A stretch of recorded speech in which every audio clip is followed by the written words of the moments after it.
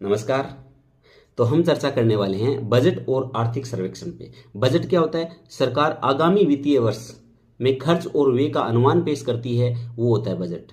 वहीं आर्थिक सर्वेक्षण वर्तमान वित्तीय वर्ष में एक अर्थव्यवस्था की पूरी तस्वीर पेश करता है, जिसमें ये दिखाया जाता है कौन से सेक्टर ने ग्रो किया है, कौन सा सेक्टर मंद रहा है, ये सारी चीजें।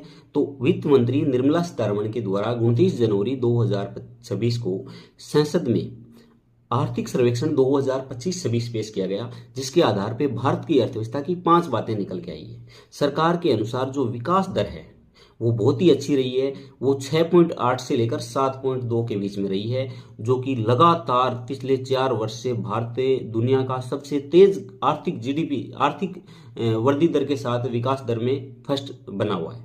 वहीं बात करें सरकार की माने तो भारत में विकास के लिए घी और दूध की नदियां बह रही है। उसके बात करें महंगाई की। महंगाई दर सरकार के अनुसार अप्रैल से दिसंबर के बीच में सीपीआई कंज्यूमर प्राइस इंडेक्स के अनुसार 1.7 रही है, जो कि पिछले काफी लंबे समय से निम्नतम स्तर से बनी हुई है। तो फिर लोग महंगाई के लिए क्यों करें? लोग ऐसे ही, उनको आदत पड़ गई है। ठीक है। उसके बाद में बात करें तो सर्विस सेक्टर है उसने तेज ग्रोथ की है। वहीं इंडस्ट्री और मैन्युफैक्चरिंग सेक्टर है, ये भी अब मजबूत स्थिति में है। लेकिन सबसे अच्छी बात ये निकल के आई है, खेती की मजबूती के कारण ग्रामीण अर्थव्यवस्था को संबल मिला है। ये एक अलग बात है, किसान ऐसे नहीं है। खैर आगे, हाँ, सरकार का ये भी कहना है कि भारत में जो एफडीआई है, फॉरेन डायरेक्ट इन्वेस्टमेंट है, वो बढ़ रहा है। अर्थात भारत आज भी ग्लोबल कंपनियों के लिए एक आकर्षक स्थान बना हुआ है। भारत का फॉरेक्स रिजर्व है $701 बिलियन है। वहीं बैंकों के जो एनपीए है वो कम हुआ है। लोगों की कर्ज चुकाने की कैपेसिटी बढ़ी है, क्योंकि लोगों की इनकम बढ़ी है, सरकार का ऐसा कहना है। सरकार ये भी कह रही है कि भारत में जो इंडस्ट्री है, निवेश और फैक्ट्री हैं, वो बढ़ रही है।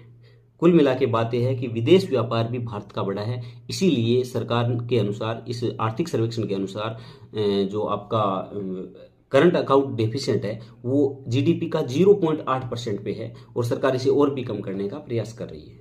इसका निष्कर्ष ये निकलता है कि पूरी दुनिया टेंशन में है, जैसे ट्रेड वॉर है या फिर जियो पॉलिटिक्स है, सारी चीजें। लेकिन भारत मजबूत है, भारत बेफिक्र है, भारत तेज गति से ग्रोथ कर रहा है, और भारत में विकास के लिए घी और दूध की नदियां बह रही है। धन्यवाद।